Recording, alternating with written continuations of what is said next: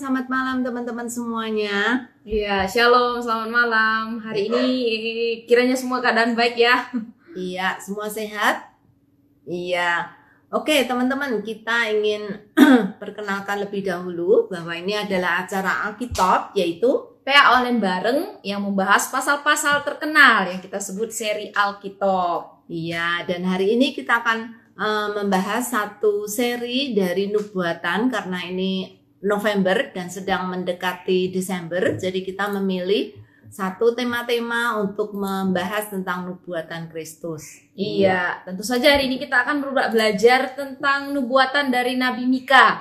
Kalau teman-teman ngikutin minggu lalu, kita belajar dari Yesaya pasal 7 dan pasal 9. Itu terkait nubuatan Yesaya terkait kelahiran Yesus Kristus. Dan kali ini satu pasal yang terkenal, khususnya ayat 5 ayat 1 itu sangat terkenal sekali juga tentang nubuatan kelahiran Yesus Kristus. Nanti kita akan gali bagian ini dalam Ayo PA bersama dengan dua guest spesial kita malam hari ini. Iya, nah teman-teman kami sangat senang sekali mengadakan acara Alkitab ini karena ini adalah acara PA online bareng supaya kita bisa bersama-sama melakukan PA, dan juga bagi teman-teman yang mungkin di gerejanya tidak ada acara PA, ini bisa menjadi salah satu cara untuk teman-teman juga bisa melakukan PA bareng. Dan kalau teman-teman senang, bisa dibawa ke gereja dan mengadakan PA sendiri di gereja. Gitu ya.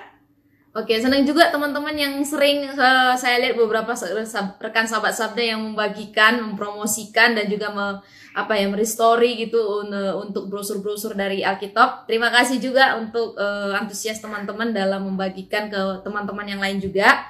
Nah, teman-teman yang mungkin baru hari ini ikut Alkitab, mungkin belum kenal saya dan teman saya. Oh, iya. Jadi kita akan perkenalan dulu. Nama saya Yulia dan saya Roma, dan kita yang akan jadi host dalam acara PA Online bareng ini.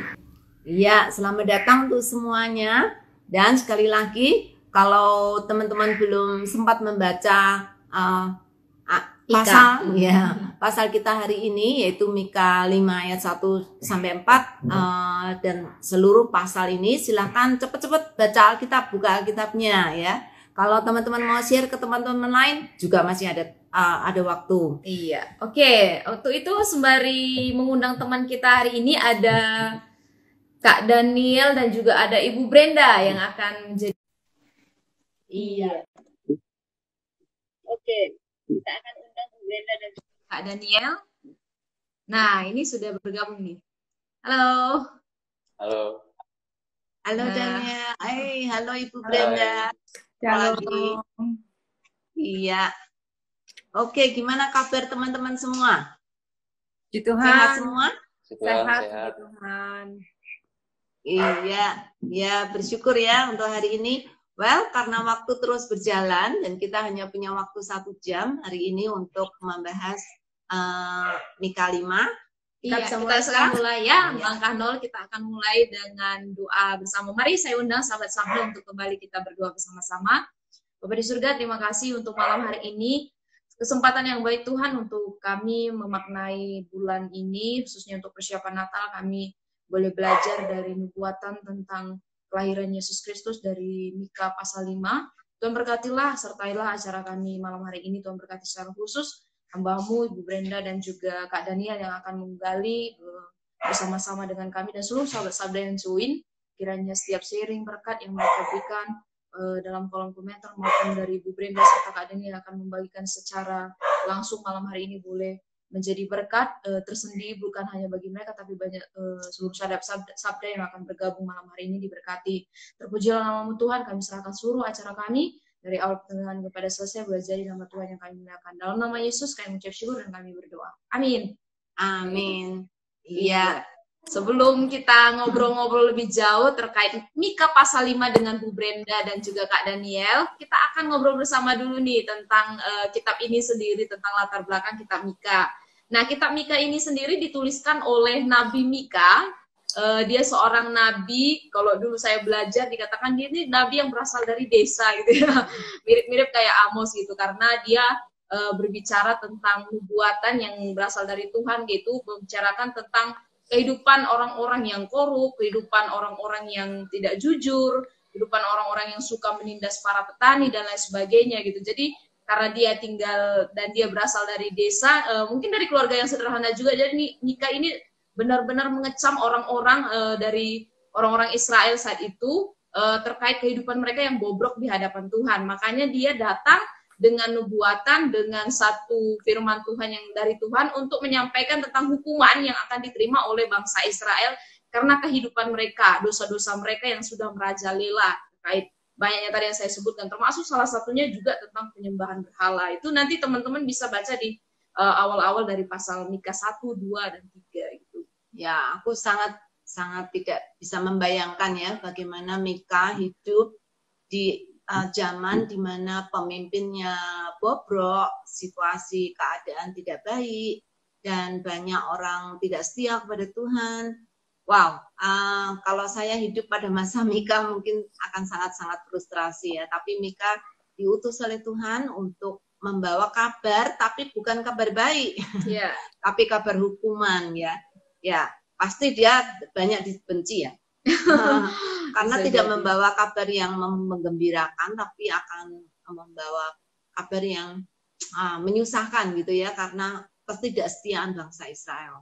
Iya, jadi kalau kita lihat di nabi-nabi yang lain itu fokusnya kadang ke Israel Selatan atau Israel Utara, tetapi Mika ini fokusnya ke kedua kerajaan tersebut gitu, ya. Baik Yerusalem maupun juga Israel Utara yang saat itu adalah kota Samaria itu digugat semua oleh Mika terkait hukuman yang akan mereka terima. Karena dari sisi Israel Utara, Israel Selatan semuanya melakukan dosa dan dipimpin oleh raja-raja juga yang berdosa di hadapan Allah gitu. Jadi dia mengingatkan bahwa hukuman pasti akan datang terkait dosa-dosa yang sudah mereka lakukan dan juga melalui raja-raja mereka yang jahat gitu. Tapi ada kabar baiknya sih Bu, di sisi dia menyampaikan hukuman kepada bangsa Israel gitu. Kalau kita lihat nanti spesifik pasal-pasal berikutnya, ada satu janji juga yang dinubuatkan oleh Mika bahwa akan ada kebenaran, keadilan sejati yang akan datang di masa depan gitu, ketika nanti endingnya nubuatan tentang kelahiran Mesias yang akan memerintah di masa depan.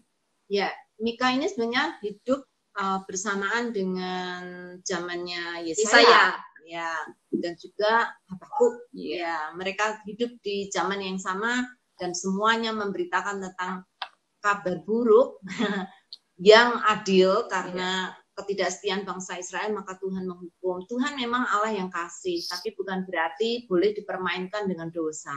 Ya, itu satu hal yang kita lihat, kita belajar dari Mika. Iya, jadi kalau Yesaya itu fokus kepada raja-raja yang ada di pemerintahan, di kota-kota besar wilayah kerajaan Yehuda kayak gitu. Kalau Mika ini fokus di bagian kecilnya, tapi sebenarnya tetap memberitakan tentang hukuman yang akan diterima oleh bangsa Israel. Nah, ini kaitannya dengan Natal nih Bu ya, karena kita pasal 5 ini akan membahas terkait pembuatan Israel Nabi Mika terhadap kedatangan Sang Mesias kayak gitu. Nah, kitab ini pasti sangat erat hubungannya dengan Natal karena salah satu nubuatan para nabi yang memberikan satu sumbangsih penting untuk tentang kelahiran Mesias yang akan datang, khususnya di pasal 5 yang akan kita bahas malam hari ini. Iya. Kalau teman-teman lihat Mika selain melihat keadaan bangsanya saat itu, Tuhan juga memberikan visi yang jauh ke depan gitu ya, bahwa bangsa ini bukan hanya akan dibebaskan sementara, tapi suatu ketika nanti bangsa ini akan melihat pembebasan yang luar biasa ketika Sang Mesias itu datang. Ya. Iya, makanya malam hari ini kita akan melihat bersama-sama overview dari kitab Mika pasal 5 terlebih dahulu sebelum kita menggali terkait dengan nubuatan Mika tentang nubuatan kelahiran Yesus. Nah, di Mika pasal 5 ini kita akan menggalinya bersama-sama dengan Ibu Brenda dan juga Kak Daniel. Ya. Nah, Bu Brenda dan Kak Daniel sepertinya sudah selesai ya membaca kitab Mika pasal 5. Seharusnya sudah berkali-kali. Sudah berapa kali Bu dan Kak membacanya? Sudah berulang kali. Berulang kali karena kurang mengerti atau karena senang dengan Mika 5? Ya, karena mempelajari terus sih, menggali supaya lebih memahami, lebih mengerti gitu. Iya. Ya. kita mau lihat nih Mika pasal 5 lebih spesifik lagi ya. Nah, Kak Daniel ketika membaca Mika pasal 5 ini ada berapa ayat yang ditemukan dalam pasal ini? Ada 14 ayat. Iya, cepat sekali ya, 1 menit sepertinya bisa selesai nih bacanya. Enggak. Ya, sedikit tapi tidak gampang dibaca.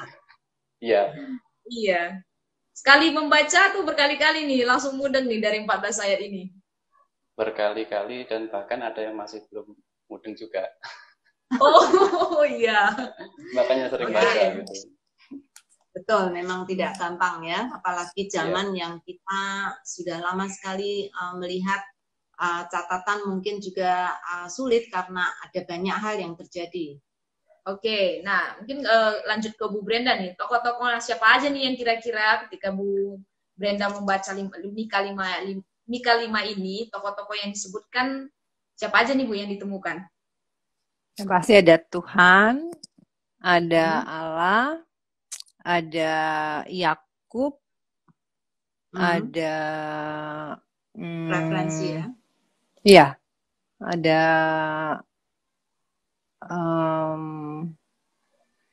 Yehuda. Ya. Kaum Yehuda, ya. Ada lagi iya, yang kaum lain. Yehuda.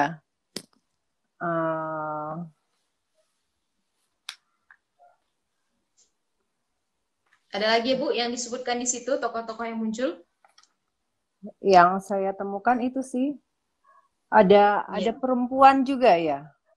Tokoh itu bukan ya, perempuan. Ya, ada perempuan.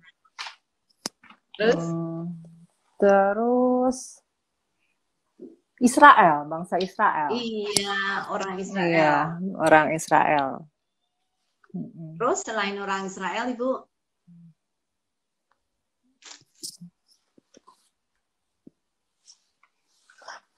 Musuhnya Israel nih.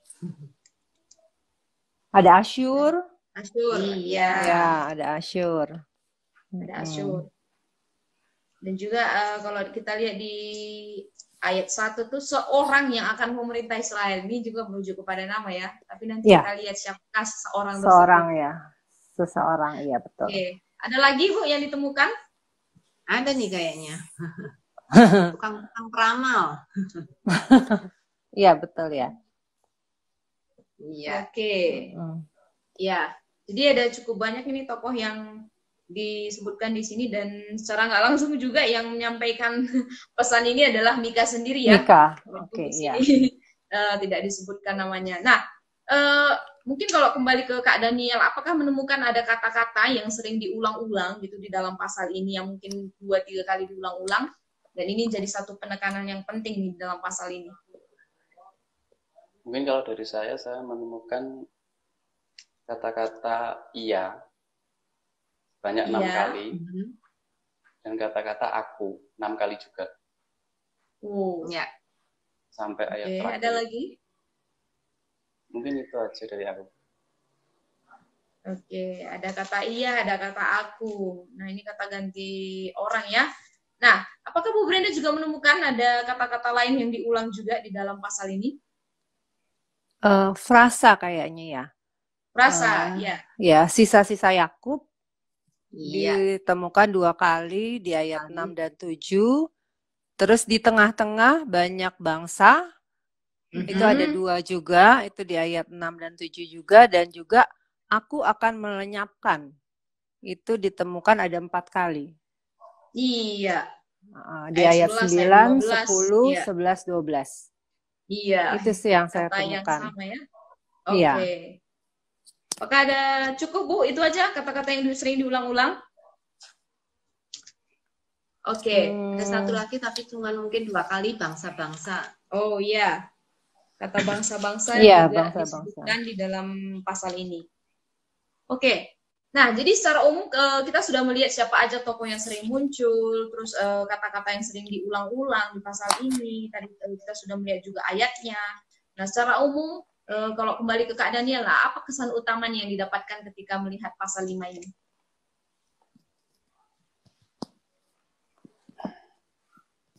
Ya, mungkin ke Kak Daniel dulu. Dari pasal ini ya? Ya. Secara umum mungkin apa ya? tentang nanti kelahiran Tuhan Yesus di mana dan apa yang akan dilakukan Tuhan nanti untuk bangsa Israel. Mungkin itu aja. Iya.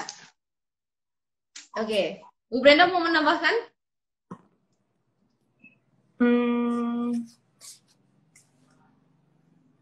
Ya, secara umumnya sih kitab Mika ini kan berisi nubuatan mesianik dan peringatan Mika yang serius tentang bagi angkatan terakhir Yehuda sebelum orang Babel datang menyerbu bangsa itu.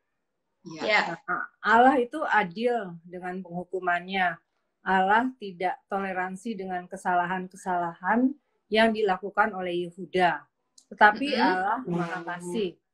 Allah menjanjikan keselamatan melalui Raja Damai yang akan memerintah seluruh bangsa, dan juga di kitab Mika ini memberikan sumbangan penting kepada seluruh pernyataan PL tentang Mesias yang dijanjikan yang akan datang.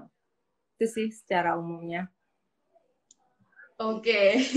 Ini udah Bu Brenda sudah merangkum nih pasal 5 ini. Sudah. Oke, nah kita akan lihat ya teman-teman dari pasal 5 ini secara khusus kita akan lihat 4 ayat dari pasal 5 yaitu ayat 1 sampai ayat 4, tapi kita akan bahas berdua ayat dulu. Jadi kita akan menggali ayat pertama dan ayat kedua. Silakan nanti sahabat sabda yang sudah bergabung yang ingin memberikan pelajaran penting atau juga ingin menjawab pertanyaan-pertanyaan penggalian yang sedang kita gali, silakan tuliskan di kolom komentar. Jangan takut, jangan segan, silakan dibagikan aja, nanti kita akan bahas bersama-sama, kiranya ini juga boleh mengkayakan setiap penggalian kita. Nah, kita lihat ayat yang sangat terkenal ini, Mika 5 ayat 1 dan 2, kita baca dulu. Dikatakan di sini, tetapi engkau, hai Bethlehem Efrata, hai yang terkecil di antara kaum-kaum Yehuda, daripadamu akan bangkit bagiku seorang yang akan memerintah Israel, yang permulaannya sudah sejak purbakala, sejak dahulu kala. Sebab itu ia akan membiarkan mereka sampai waktu perempuan yang akan melahirkan telah melahirkan. Lalu selebihnya dari saudara-saudaranya akan kembali kepada orang Israel. Nah, kita sudah melihat nih Bu, ayat yang sangat terkenal nih dari Mika pasal 5 khususnya ayat 1, dikatakan di sana ai Bethlehem Efrata. Ini satu seruan Mika ya kepada mereka. Nah, kira-kira Bu Brenda mengetahui apa nih tentang kota Bethlehem? Dan juga di pasal ini, di ayat ini dikatakan mengapa disebut sebagai Bethlehem Efrata. Nah, sempat menyelidiki kah kata Bethlehem ini? Ya, Bethlehem itu kota Daud ya. Kota Daud, dan seperti yang dijanjikan oleh Allah waktu itu akan Mesias, akan janji keselamatannya itu akan datang dari kota Daud, yaitu dari Bethlehem. Ya, kenapa disebut kota Daud, Ibu? Karena di sana tempat Daud, tempat kelahiran Daud ya, Kak? Iya. Iya. Tempat kelahiran Daud. Iya, betul. Makanya disebut kota Daud. Iya. Iya, bahkan kota ini juga satu tempat juga ya ketika Daud diurapi menjadi raja oleh Samuel. Jadi kota ini sangat bersejarah bagi nubuatan kelahiran Yesus. Jadi apalagi nih yang diketahui tentang Bethlehem nih? Mungkin dari Bu Brenda masih ada tambahan?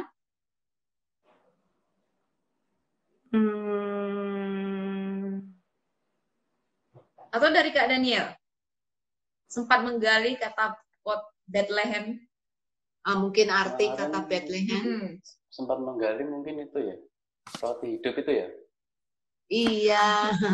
Rumah rotinya ya. Rumah roti. Rumah roti ya. Rumah roti ya. Iya. Kira-kira kenapa tuh? Kok disebut kota roti? Apa ya? Iya. Belum tahu sih aku. Nah, kalau nggak tahu tuh perlu cari tahu. Jadi cari tahu nih aku. Iya, perlu cari tahu ya. Ya teman-teman, apakah juga mengetahui kenapa disebut sebagai rumah roti? Silakan nanti tulis kolom komentarnya. Iya. Teman-teman yang join malam hari ini pasti sudah menggali mungkin. Nah, jadi ini juga disebut sebagai rumah roti. Nah, ini kalau dikaitkan dengan Yesus Kristus, di dalam Yohanes dikatakan dia sendiri adalah roti yang hidup itu, gitu ya. Iya. Jadi sangat berkaitan sekali. Nah, Ya, apalagi? pasti bukan karena kebetulan tuh ya. Iya, benar. Kenapa Tuhan Yesus lahir di sana? Karena dia adalah roti yang hidup. Oke. Terus Efrata, kenapa ada nama Efrata di situ ya? Nah, iya. Apakah Bu Brenda juga sempat menggali dengan Kak Daniel? Jadi di sini dikatakan, hai engkau Bethlehem Efrata. Efrata. Kenapa nggak Bethlehem aja gitu ya? Ya. Wah, ini jadi PR ini. Iya, Pak. Iya, PR nanti cari ya. Oke. Sebenarnya Efrata adalah nama sebelum jadi nama Bethlehem ya. Itu nama favorit dari orang Israel menyebut kota Bethlehem Efrata. Iya, jadi jadi sama itu ya? nama kuno. Gimana? Jadi sama ya Bethlehem sama Efrata itu ya? Nama sebelumnya Kotanya aja gitu. sama, iya. Tapi orang ya mungkin karena kenangan atau karena nostalgia mereka senang menyebut Bethlehem dengan Efrata yang artinya tahu nggak arti? Artinya Efrata adalah oh iya, sama. Ini kota kuno Bethlehem Yehuda. Jadi Ya. sama artinya dengan Bethlehem. Tapi nama Efrata tuh artinya fruitfulness atau apa namanya? Subur. Iya, subur. Iya. Ya baru ingat. Oke, jadi ya baru ingat. Jadi Bethlehem Efrata ini menjadi, kalau diartikan secara apa ya, harafiah gitu, artinya rumah roti yang subur gitu. Jadi Efrata ini juga nama kuno untuk kota Bethlehem, dan jadi kata Bethlehem dan Efrata itu sama-sama jadi satu penekanan bahwa itu adalah satu tempat yang sangat penting gitu, dan itu berkaitan dengan kotanya Daud tadi, di mana Daud di sana lahir, di sana besar, dan juga dia juga ketika diurapi menjadi raja juga ada di kota Bethlehem tersebut. Ya, tapi disebut juga Bethlehem ini terkecil di antara kaum-kaum Yehuda, ya. Itu saya kira juga satu hal yang menarik. Mungkin Daniel ingin mengupas lebih lanjut tentang kenapa kok disebut terkecil di antara kaum-kaum Yehuda. Ya, karena Bethlehem ini bukan kota yang terkenal, bukan kota yang besar, bukan kota yang penuh penuh intrik-intrik gitu ya. Tapi ini kota yang benar-benar seperti desa. Bahkan pedesaan kebanyakan orang pergi ke Yerusalem tuh hanya melewati kota Bethlehem, tidak ada yang mau mampir atau singgah di Bethlehem gitu ya, karena nggak terkenal dan tidak ada apa-apa di sana gitu, kecuali memori aja di situ.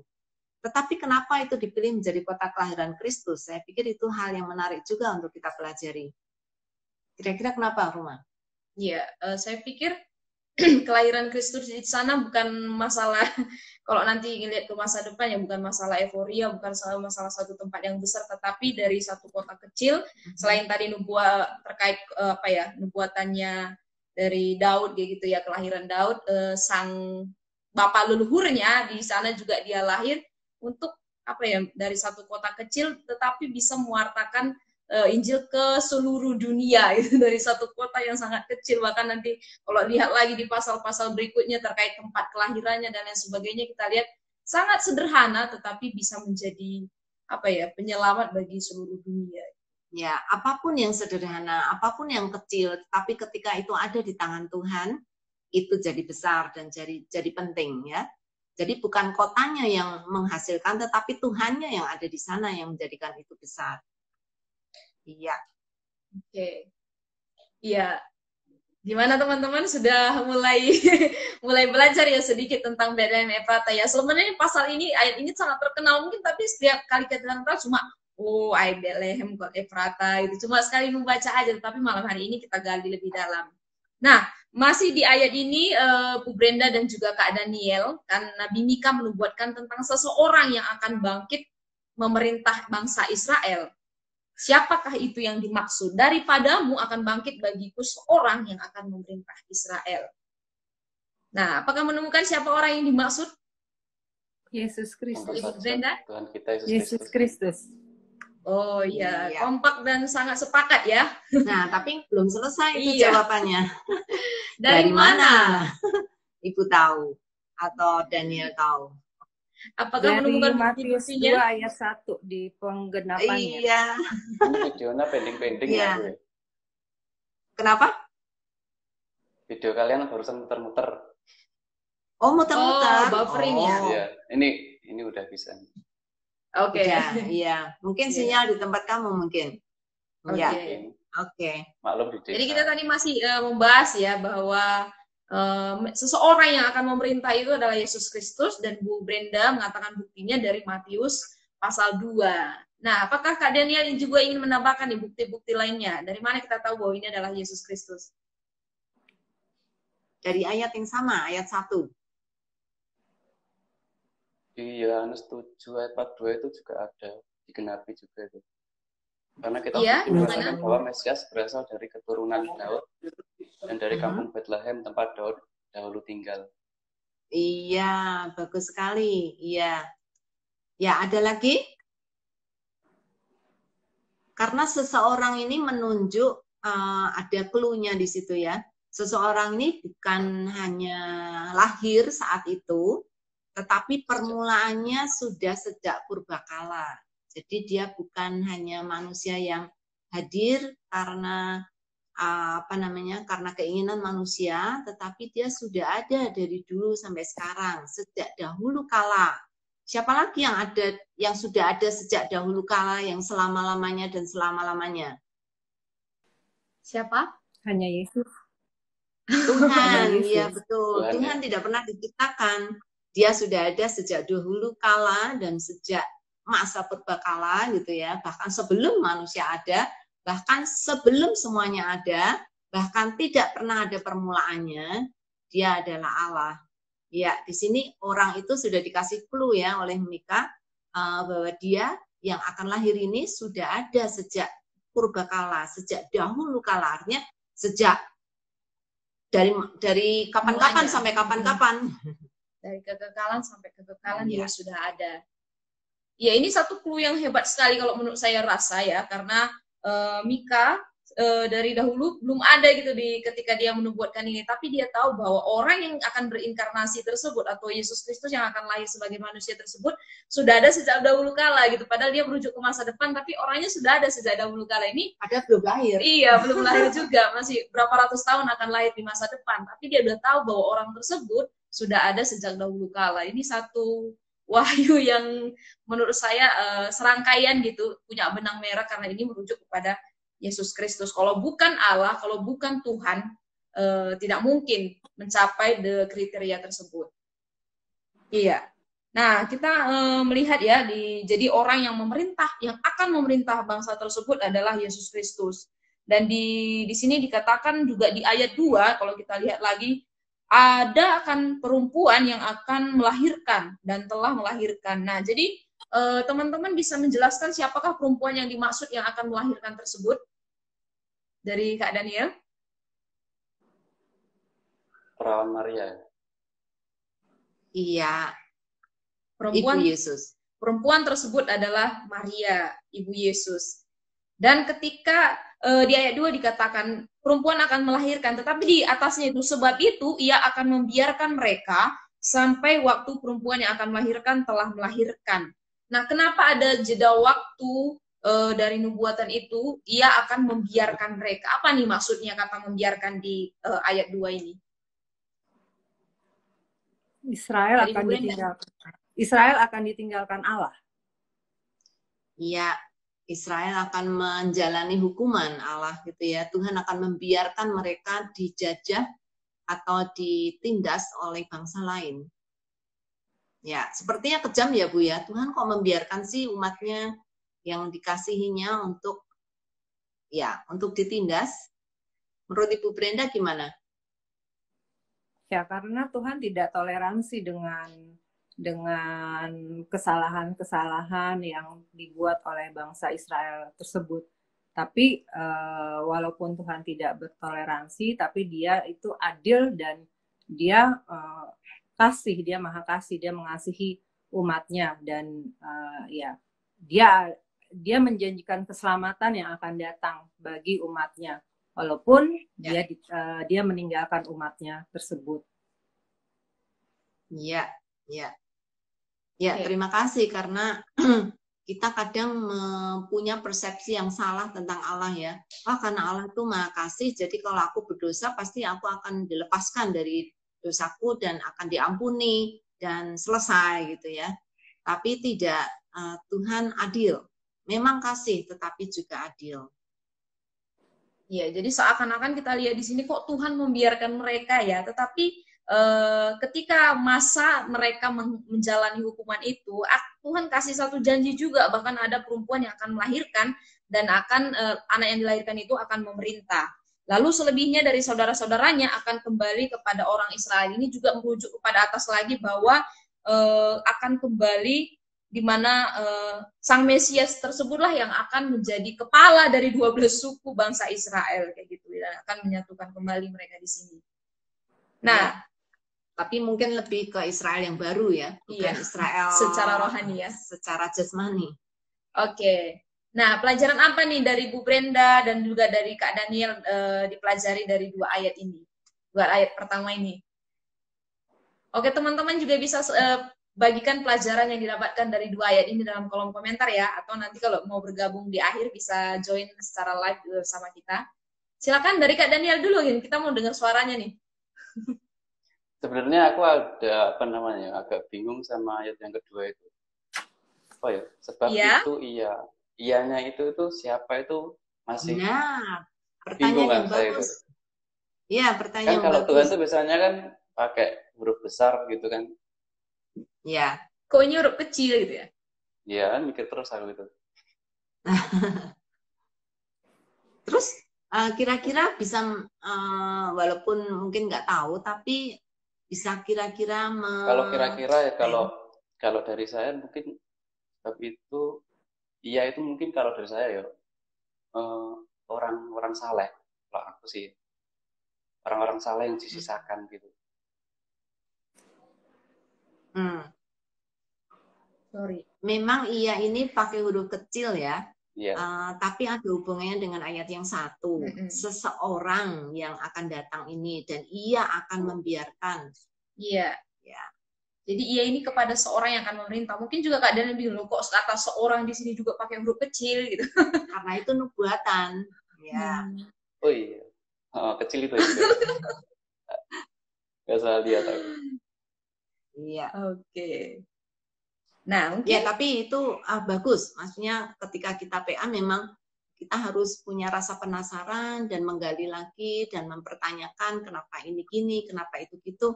Itu nanti akan menolong kita menggali lebih dalam ya. Ya. Oke, setelah sering melihat ayat ini atau membaca ayat ini saat Natal, nah kira-kira pemahaman baru yang didapatkan atau pelajaran baru yang didapatkan ketika menggali malam hari ini, apa nih Bu yang berbeda atau sama aja? Silakan Bu Brenda. Ya, yang saya dapatkan ya kembali ke Mika Mika memperingatkan orang-orang Israel pada waktu itu untuk sebenarnya untuk bertobat juga ya, untuk bertobat dan ya begitu juga saya juga diingatkan untuk bertobat dan saya juga mendapatkan bahwa ya itu kembali lagi yang tadi saya bilang bahwa Allah itu tidak toleransi dengan kesalahan-kesalahan umatnya. Bukan hanya bagi umat Israel, bukan hanya bagi bangsa-bangsa Israel, bagi kedua belah suku tersebut, tetapi bagi kita semua. Allah tidak toleransi. Iya, kalau perlu kadang kita dipukul ya sama Tuhan ya Bu ya, supaya kembali ke jalan yang benar. Iya. Ya, itu sih pelajaran yang saya bisa ambil dari ayat 1 dan 2-nya. Ya. Ada pelajaran penting yang didapatkan dari Kak Daniel? Kalau dari aku ini kan karena apa sebuah nubuatan ya. Aku memandang apa namanya Allah Bapa kita itu selalu memberitahukan kepada kita ya yang menjadi rencananya, apa yang akan dia lakukan itu dikasih tahu dulu di mana tempatnya dan bagaimana nanti. Dan dia itu bukan Allah yang sesuka hati, dia mau melakukan ini, melakukan itu tuh, dia nggak seperti itu, tapi dia tetap pada tatanan-nya. Padahal Tuhan itu kan dia nggak punya apa namanya, nggak punya hukum kan dia sebenarnya. Dia itu nggak terpengaruh oleh siapapun, dia itu berdiri sendiri. Tapi dia seperti memberi batasan kepada dirinya agar manusia itu bisa menerima dia gitu. Terus ya aku memandang Allah itu luar biasa cerdasnya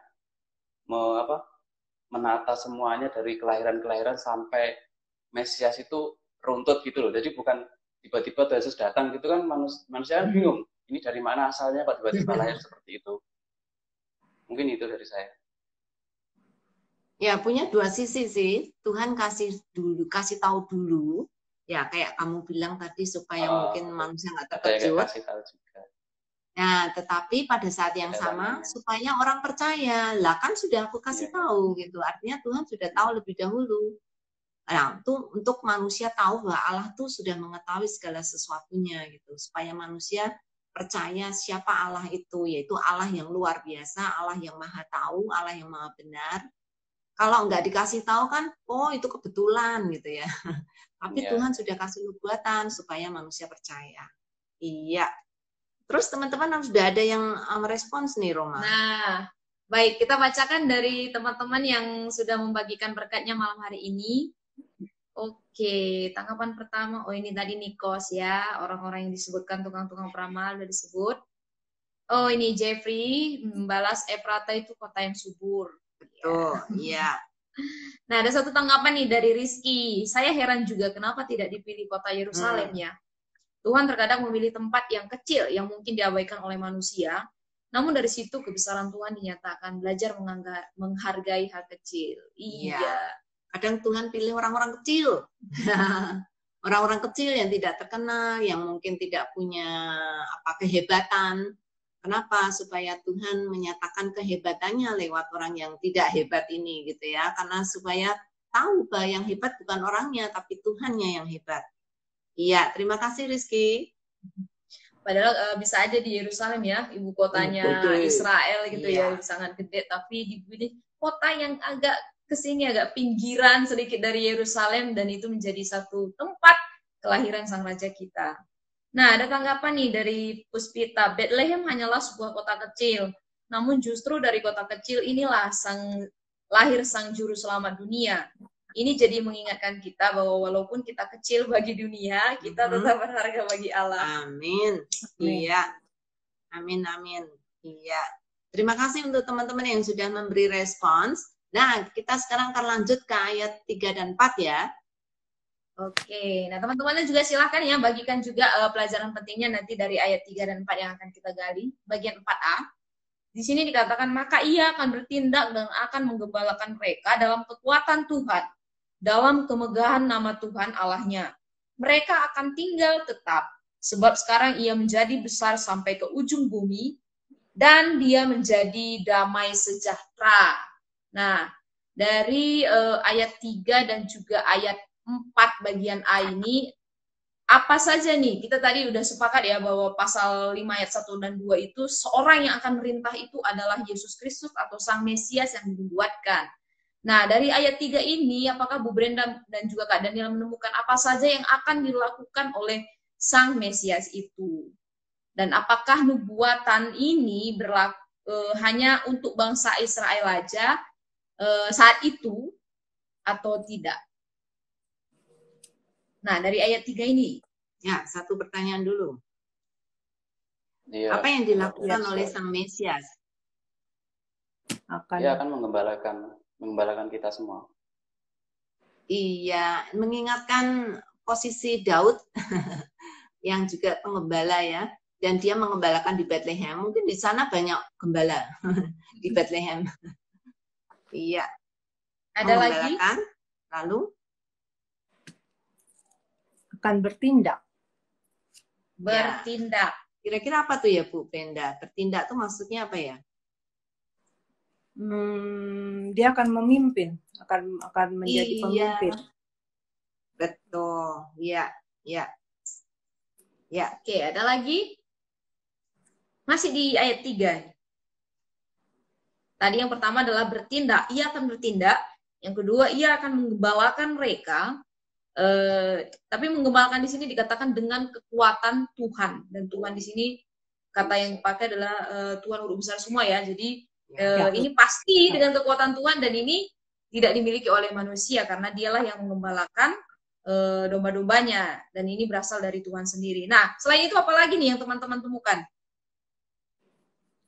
Mereka akan tinggal tetap dan akan menjadi besar sampai ke ujung bumi. Yang menjadi besar ia atau mereka, Ibu? Ini ada dua kata ganti orang ya. Mereka akan tinggal tetap, lalu ia menjadi besar. Yang besar adalah Tuhan. Nama Kristus, Tuhan kita. iya. Yang seseorang tadi yang akan lahir. Iya. Ya. Oke, ada lagi? Nah, kalau sudah menemukannya, jadi ada beberapa hal yang akan dilakukan oleh Sang Mesias tersebut atau Raja kita yang akan lahir tersebut. Dia akan memerintah bersama dengan kemegahan Tuhan Allahnya, dan ia menjadi seorang yang besar. Nah, apakah nubuatan ini kepada orang Israel saja saat itu? Jika teman-teman menggali ayat 3 ini. Tidak. Untuk kita semua juga. Untuk umat yang percaya dari mana, Bu? Bisa dilihat clue-nya dari ayat 3? Dari mana Sebab Ibu tahu? sekarang ia menjadi besar sampai ke ujung bumi. Iya, bukan hanya Israel yang kecil ya. Negara Israel yang sangat kecil, tapi sampai ke ujung bumi. Artinya bukan hanya Israel, tapi seluruh dunia. Iya, jadi kata ujung bumi sudah dipakai saat itu ya. Dan akhirnya dikutip lagi oleh Matius. Iya. Ujung bumi, ujung jari. Jadi dia yang akan memerintah gitu ya, dia yang akan memerintah, Kristus yang akan menjadi tokoh penting utama dalam pemerintahannya, bukan hanya untuk bangsa Israel, bukan hanya untuk umat Israel saja, tetapi sampai ke ujung bumi. Jadi tidak ada dari lapisan bumi ini yang tidak ada di tangan pemerintahannya Tuhan, karena dialah satu-satunya yang akan memerintah sampai ke ujung bumi. Oke, nah ya, masih di ayat-ayat yang kita gali ini ya, dari 2 ayat ini, dan di ayat 4 dikatakan, dan dia menjadi damai sejahtera. Nah, minggu lalu juga kita sempat menggali sedikit nih kata damai sejahtera gitu ya. Nah, mengapa nih dia disebut sebagai damai sejahtera? Iya, silakan dari Daniel juga. Daniel dulu nih. Apa ya, karena setiap apa yang difirmankan Tuhan Yesus itu memberikan kedamaian di dalam hati kita, dalam hidup kita seperti itu. Karena yang akan datang itu Tuhan, jika kita taat dan setia, Tuhan menjanjikan sesuatu hal yang luar biasa yang nggak pernah dilihat oleh mata, didengar oleh telinga, seperti itu. Ya, itu salah satu jawaban. Masih ada jawaban yang lain? Silakan. Dari Bu Brenda? Ya, dia yang akan mendamaikan kita dengan Allah dan memberikan pengampunan dosa dan memberikan kepastian kehidupan kekal bagi kita. Ya. Oke, bagaimana Kristus mendamaikan kita dengan Allah, Ibu?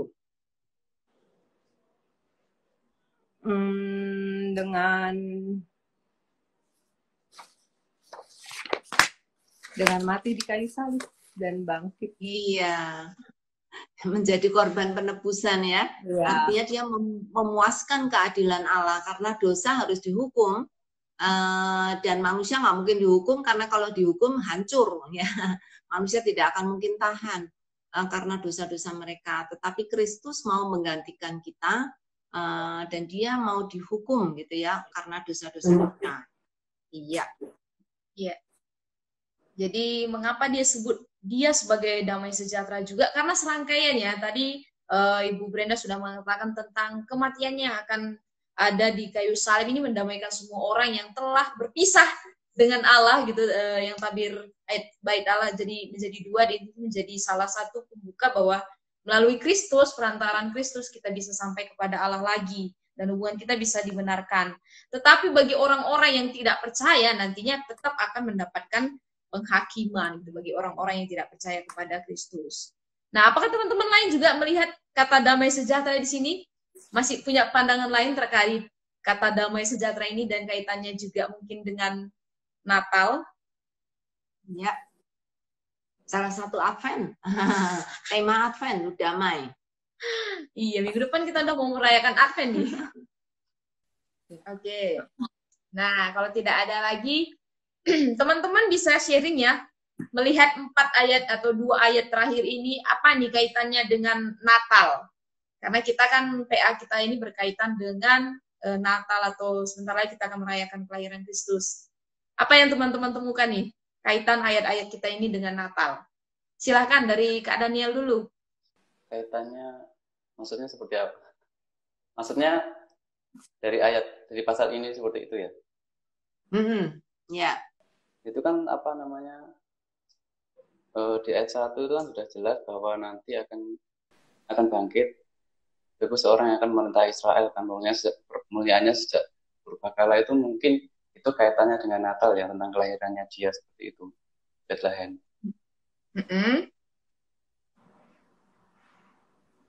Ini itu aja sih. Oke.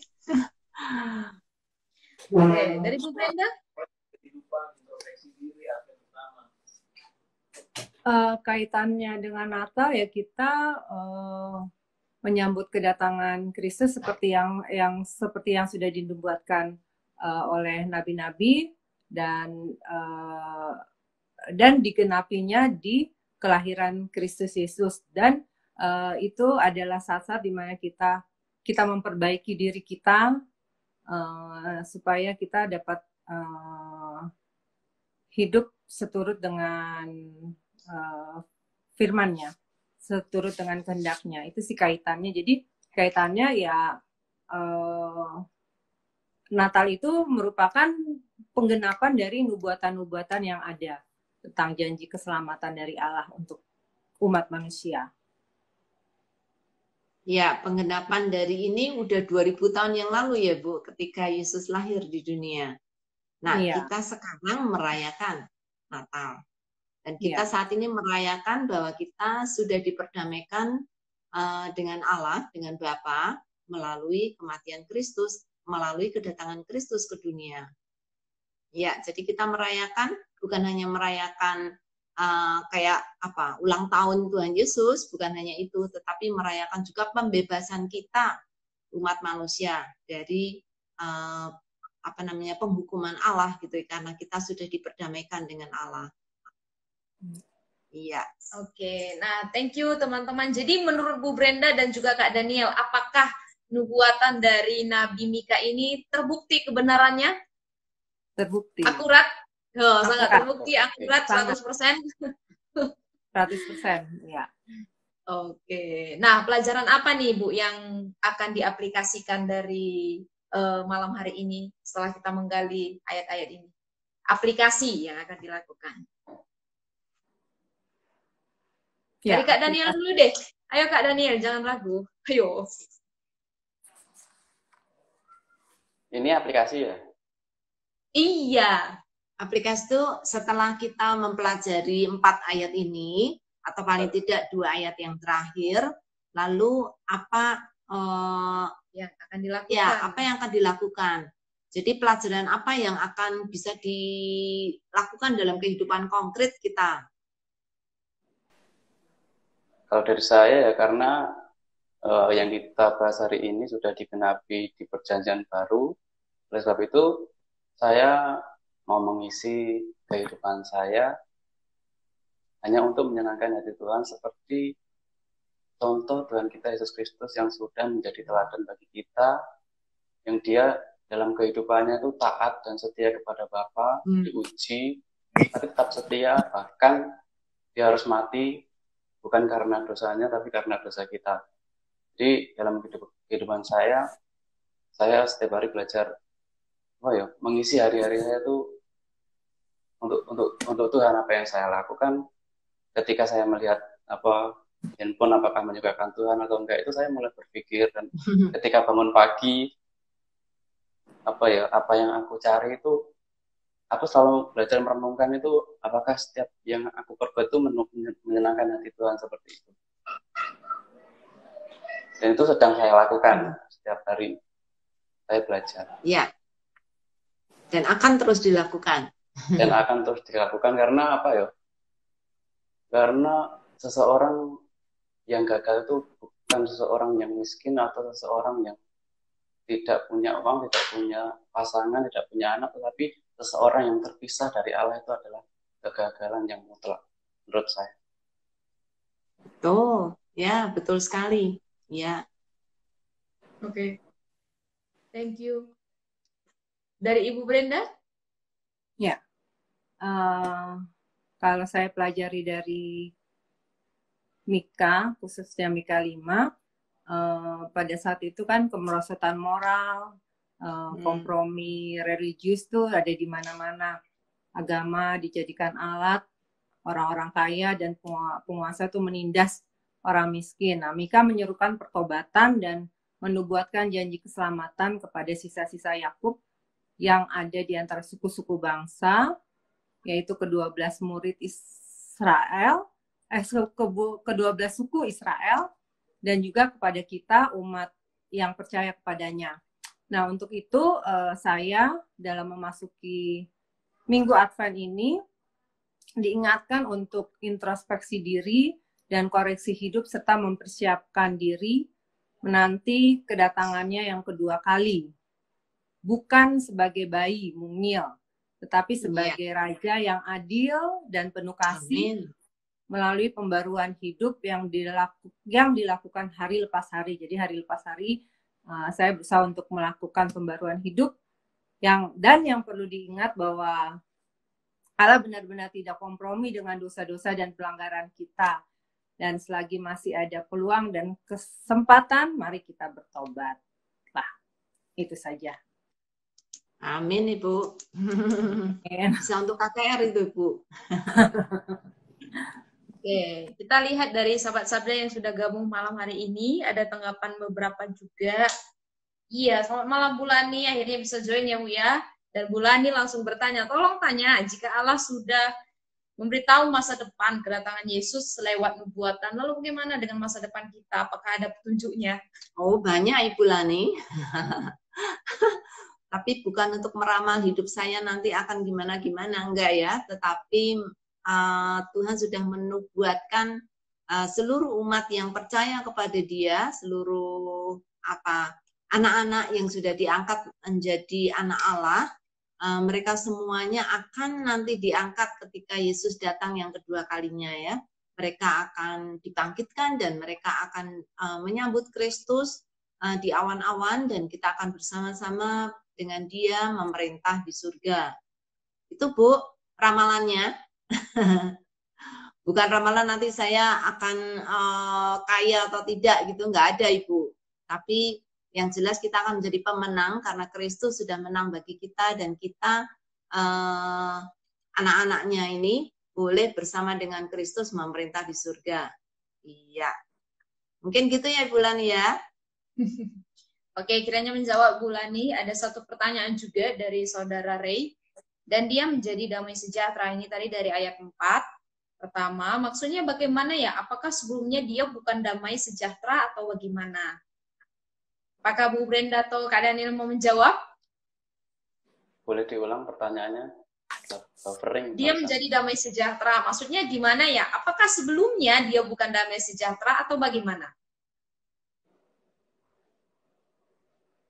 Iya, maksudnya di sini Kristus ya. Maksudnya Kristus akan menjadi damai sejahtera. Apakah sebelum itu Kristus belum menjadi damai sejahtera? Mungkin jawabannya adalah itu karena sudah menjadi damai sejahtera, cuman kan waktu itu keadaan bumi itu tidak ada damai-damainya gitu. Hmm. Jadi dia datang untuk membawa damai seperti itu. Mungkin itu. Ya, dulu mungkin Dulu kan dia perang pasti itu sudah kan. damai dari dulu sampai Iya. sekarang gitu ya. Tetapi kedatangannya ke dunia dia akan memberi damai, menjadi damai bagi manusia yang diperdamaikan dengan Allah, ya, atau manusia yang seharusnya binasa, tetapi dia memberi damai atau menjadi damai bagi manusia yang percaya kepadanya. Karena kita nanti akan diperdamaikan dengan Allah dan kita akan menjadi anak-anak Allah, ya. Oke. Ya, ada satu tanggapan dari Bu Deborah Wisnu, keren betul firmannya. Rencananya adalah rencana dari kekekalan. Natal bukan sekadar tentang kelahiran Kristus, tetapi rencana besar yang luar biasa, wonderful. Iya. Oke, luar biasa ya penghayatan dari Bu Deborah ya. Kiranya juga bisa memaknai Natal tahun ini dengan bukan sekadarnya, tetapi bisa memaknainya dengan Natal yang sejati. Ini ada tanggapan nih Bu Masian sebenarnya Bu. Cuma belum masuk di. Iya, dari Rizky. Di ayat 4, menurut saya jaminan damai sejahtera yang diberikan oleh Tuhan terhadap orang percaya. Oh, dia menanggapi terkait pertanyaan tadi. Iya, betul. Oke, thank you Rizky. Iya. Masih ada tanggapan lagi, Bu. Dari Puspita nih. Oke, tapi apakah ada teman-teman yang malam hari ini ingin join secara live bersama kita? Ingin sharing firman Tuhan secara live? Oke. Kalau ada, masih ada waktu 1 menit. Iya, silakan request join. Nanti kita akan accept teman-teman untuk bisa membagikan pelajarannya. Ada satu ruang nih, ada satu tempat untuk bisa teman-teman bisa ikut secara live. Ya, kita akan coba apakah Pak Z bisa masuk. Oke, sembari menunggu Pak Z, ada satu tanggapan tadi dari Puspita. Semoga melalui penggalian malam ini, kita semua semakin percaya pada janji Allah yang kekal. Selamat mempersiapkan Natal yang sesuai dengan kebenaran firman Tuhan. Amin. Amin. Amin. Selamat malam, Pak Z. Malam, Pak Roma bisa dan dihadapkan videonya, Pak, ke wajahnya Pak Z. Bagaimana? Belum itu ada paham tanda ya. Ada tanda panah 2, Pak. Diklik saja. Ini ya. Tanda panah. Halo Pak. Sekarang sudah kelihatan. Siap. Iya, Pak Z mau malam sharing semua. apa ya? Malam, iya. Malam. Iya. Untuk mau sementara untuk ayat ini masih bingung, yang ayat 34 masih bingung. Nanti ayat berikutnya ya. Iya, saya tapi dengar bisa dulu.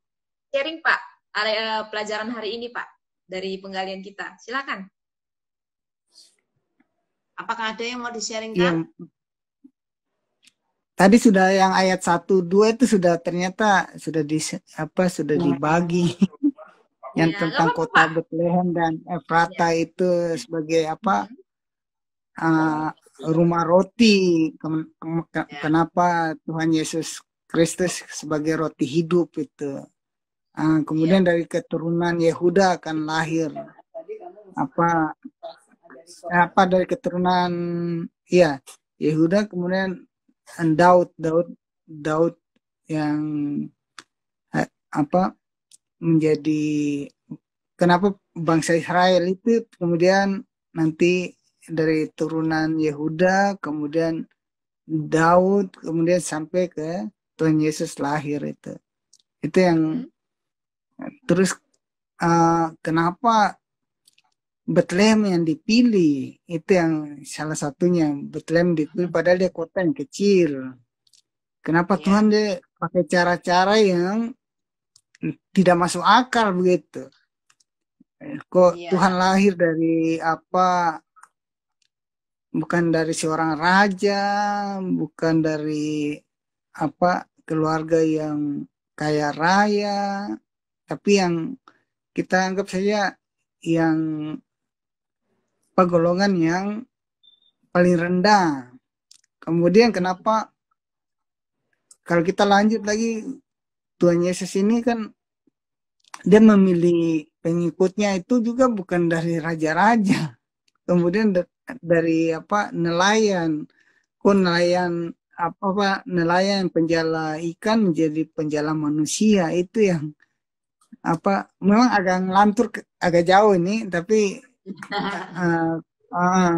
apa hal-hal yang tidak masuk akal itu yang dipakai Tuhan. Jadi saya berpikir, oh berarti kita yang kecil-kecil ini jangan merasa tersisih, karena Tuhan apabila kita intim dengan Tuhan, Tuhan akan pakai kita dengan secara dahsyat. Itu yang saya memahami kenapa Tuhan apa dinubuatkan begini dan terjadi begini gitu.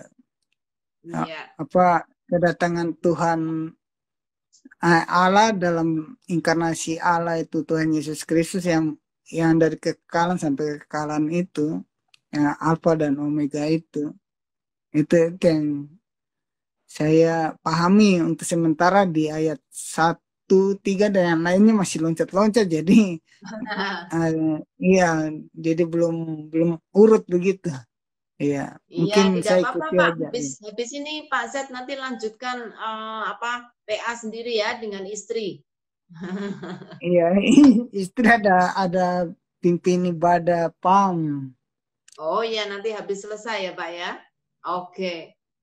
Iya, tapi terima kasih banyak Pak Z untuk sharingnya. Iya, terima kasih sama-sama semua. Iya, sama-sama. Iya. Oke. Thank you Pak Z. Ya. Oke, ya akhirnya bisa join ya teman sahabat Sabda membagikan secara live.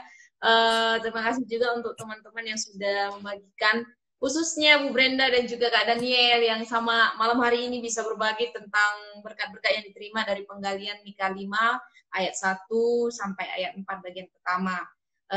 Dapat berkat banyak dari penggalian teman-teman, juga dapat berkat banyak, dan saya sendiri belajar tentang, selain dari pasal 5 ayat 1 ya, menggali tentang lebih banyak tentang kata Bethlehem Efrata di sana, di mana Tuhan pakai satu kota yang kecil untuk melahirkan Sang Mesias kita, itu sebagai Raja yang menyelamatkan. Di sisi lain juga Tuhan sudah kasih banyak sekali clue, banyak sekali nubuatan terkait orang tersebut gitu, gimana nanti dalam kepemimpinannya, bahkan dia akan menjadi penyatu bangsa Israel, Bapa Israel secara rohani, dan sampai kepada saat ini juga menjadi Bapa kita, dan dia akan memerintah sampai ke ujung bumi. Jadi menarik sekali ya kalau ditarik banyak paralelnya gitu ya. Ternyata sebelum Matius sebutkan kata ujung bumi itu sudah disebut di Mika 5 pasal 5 ayat 3 ini, dan dia adalah damai sejahtera. Ia bersyukur ini jadi satu pelajaran penting mau memaknai Natal, khususnya minggu depan sudah mulai masuk Advent pertama, dan kata damai ini tuh jadi satu poin penting juga ya terkait bagaimana tugas penebusan bisa dikerjakan Allah bagi manusia, khususnya juga bagi saya. Ya, terima kasih. Ya, terima kasih untuk Ibu Brenda dan Daniel yang sudah berbagi. Saya bersyukur tadi Ibu Brenda menyebut tentang bagaimana Allah kita adalah Allah yang adil. Dia akan menghukum dosa, dan karena manusia berdosa, terutama kita lihat contohnya dari bangsa Israel, sekalipun dia adalah umat pilihan Allah, tetapi ketika berdosa, maka Tuhan yang adil tetap akan menghukum. Tetapi pada saat yang sama Tuhan adalah kasih, dan dia tetap mengasihi Israel, bahkan memberikan janji nanti akan dilepaskan ya. Israel yang saat itu keadaan yang sangat buruk sekali, bangsa yang besar sekali sudah menindas dia gitu ya.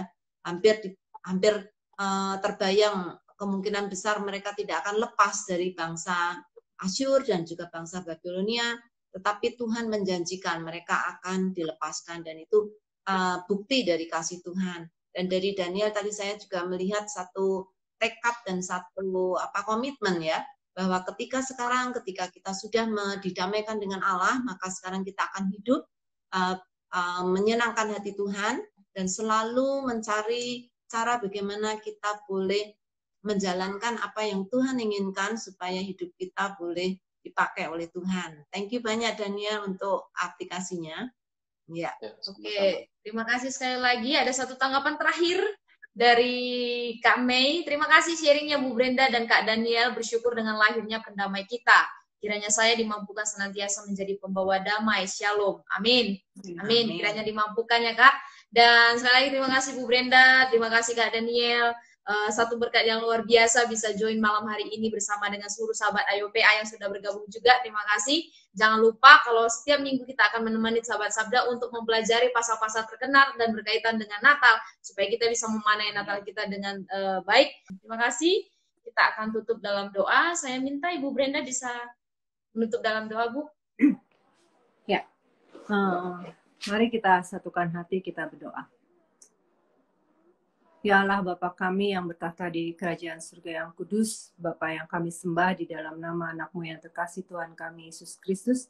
Segala puji syukur Bapa atas penyertaan Engkau di dalam kegiatan kami bersama IOPA pada malam hari ini ya Tuhan Yesus.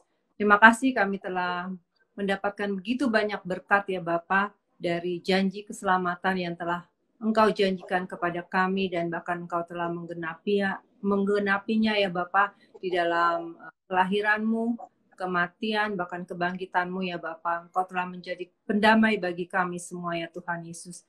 Kiranya ya Bapa, PA online ini ya Bapa dapat selalu dan selalu menumbuhkan kerinduan kami di dalam membahas dan menggali firman-Mu ya Bapa. Terima kasih Tuhan Yesus, kami berdoa untuk Ibu Yulia dan Kak Roma yang setia menjadi host dalam acara kegiatan PA online ini ya Bapak. Kiranya juga Engkau memberkati tim Sabda ya Tuhan Yesus yang juga telah melayani kami ya Bapak dengan penuh sukacita dan damai sejahtera.